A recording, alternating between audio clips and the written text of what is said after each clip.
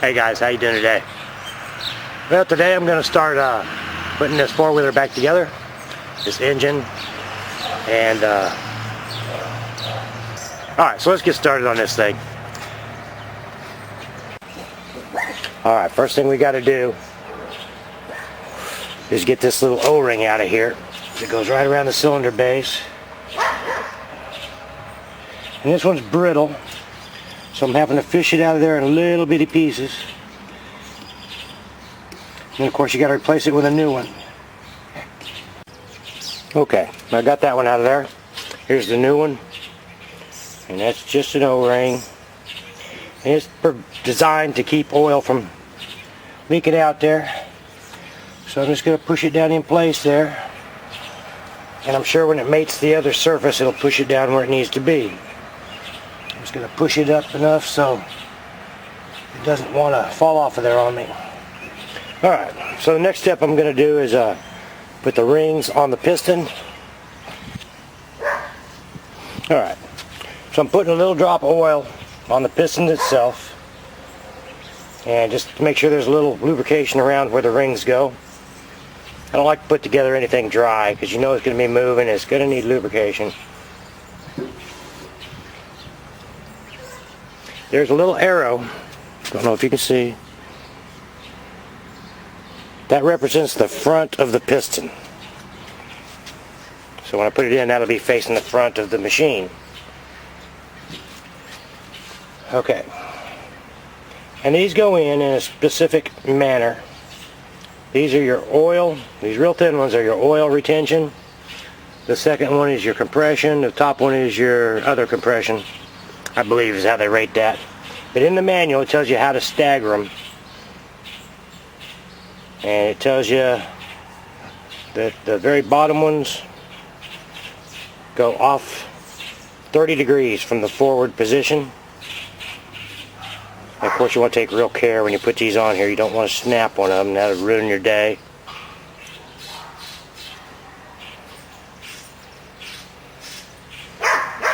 Fit on there relatively nicely. Alright, that's forward. So I'm going to go ahead and turn that approximately 30 degrees to begin with. And this one, the actual oil retention, goes facing forward. And the other one goes on top of that, facing 30 degrees the other direction.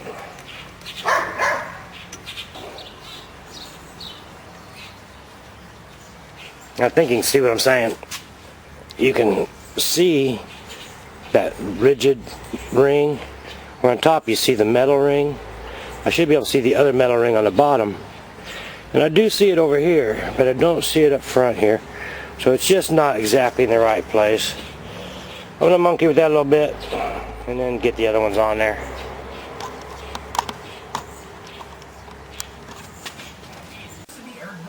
Alright, after a little finessing, I was able to get those bottom three rings on there.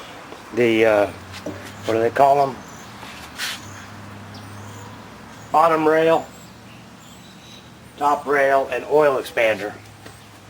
And then this next one is a little thicker, and it's just called the second.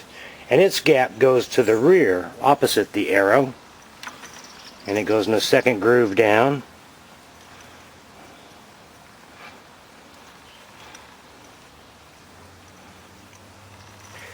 Yep. So once again, I'm probably going to have to monkey with this a little bit. It actually should go on there relatively straightforwardly. There we go. Just about there. There.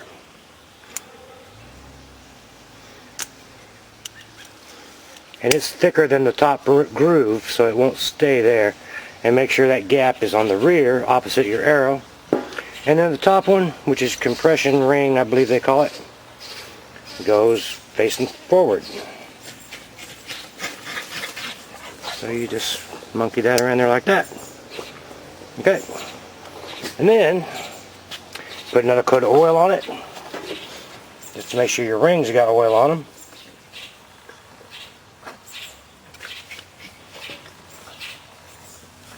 Try not to let them spin too much on you and get all out of whack. But you do just want to make sure there's some oil on there. And of course you're going to oil the inside of the cylinder wall before you assemble it.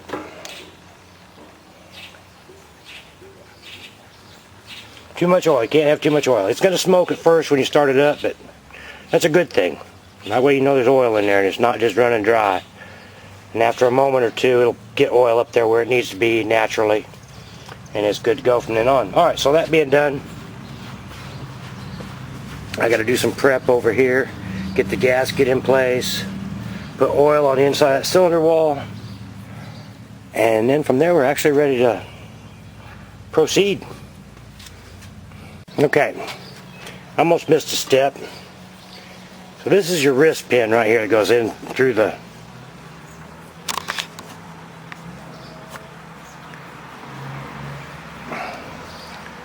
piston. And there's a retention device of some sort on every motorcycle or car that has a wrist pin in it. This one has these hardened steel spring clips that go in a groove in there. And I'll tell you what, it is imperative that you get that in there proper, in that groove right. I put the pin in there to hold it so I didn't push it past the slots. And I got that one in, and now I'll put the other one in after I get it in the machine. But and I'll tell you what happened to me one time. When I was younger, I used to have that old Harley, that full dresser, and I was rebuilding the motor on it, and I did not get one of those in there properly. Thought I did, but I didn't. And man, that wrist pin started slapping back and forth in there at however many RPMs, you know. Just tore the heck out of the inside of my cylinder. And I ended up having to bore it 60 over. Well, actually I had to buy a new jug. And then I bored them both 60 over. And I was glad I did in the long run, but it's just a hard way to learn, you know. So I got that one in there. And I did it to where when I put the other one in, it'll be opposite the timing chain and all that stuff, so I'll have nothing in my way there while I'm trying to work. Alright, I guess there's nothing else to do but put that in there. Put a little drop of oil on this.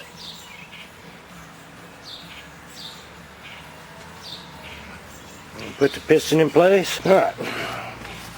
That went in real easy. Now you just gotta get the clip in there. That's gonna be the hard part. There it is. In all its glory. Just gotta put that pin in there. Yeah, I'll tell you what, it took me about 5 minutes of wrestling with that last one just to get it in there with the piston in my hand. So this should be interesting. Here's the clip that we're talking about.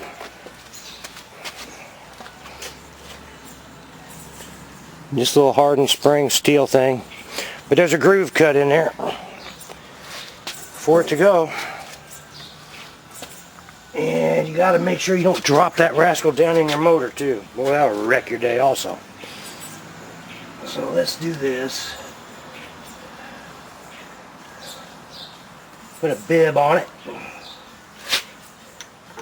Push it all the way in. Grab a pair of needle nose pliers.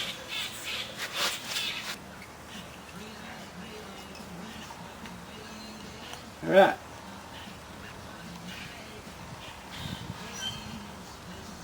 Line my rings back up where they're supposed to be. Alright.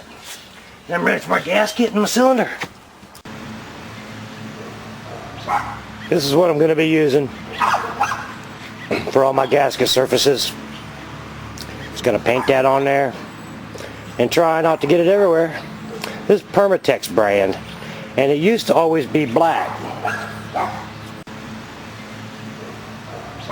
This is what I'm going to be using for all my gasket surfaces. Just going to paint that on there and try not to get it everywhere.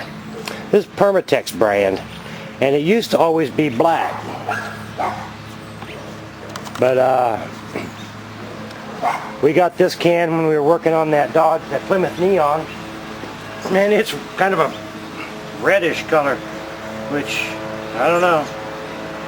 They've changed something. I don't know what they're doing, but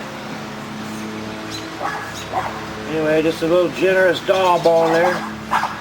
Everywhere that gasket's gonna seat. And you lay your gasket down and do the other side.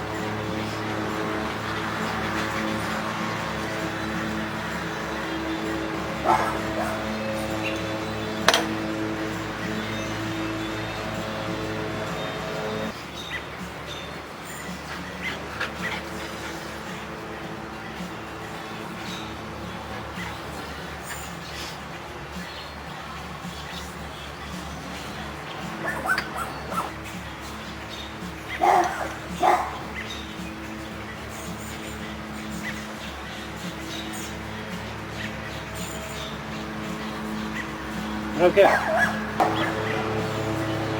You gotta pull this down as far as you can get. There we go.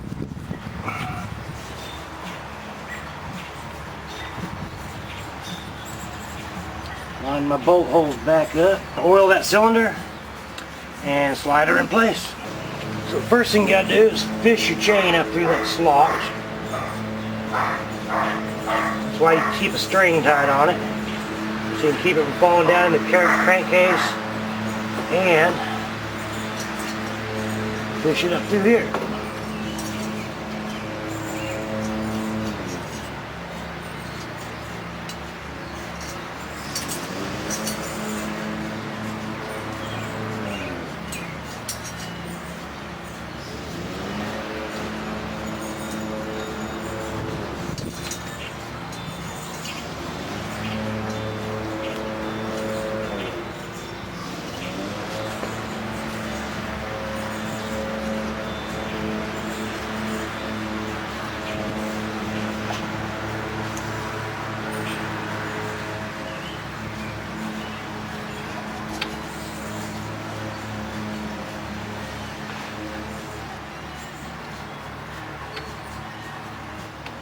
You'd have to come up just a little bit so you can get a hold of those rings and squeeze them and get them to go inside that cylinder.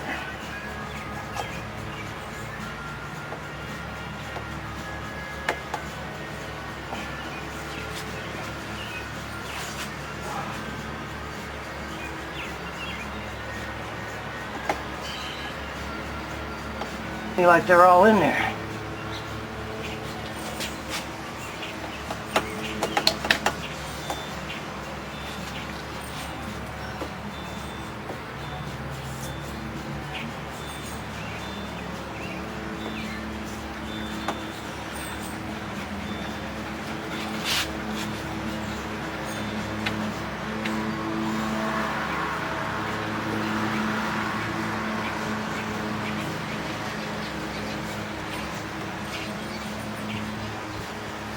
May tap on it a little bit with a wooden hammer handle, just real lightly.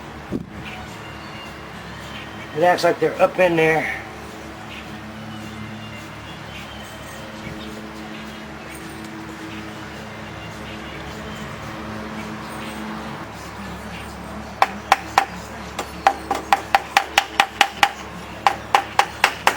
There it goes. It's just snug. Make sure your gasket's where you want it.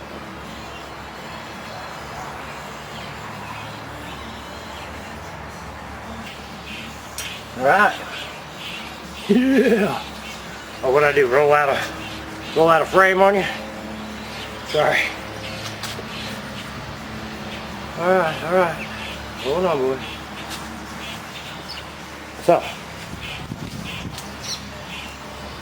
There we go. Sorry that thing rolled and you missed all that. Alright. Now we just got to get it on top dead center. So when we put the head on, we can get the chain lined up right.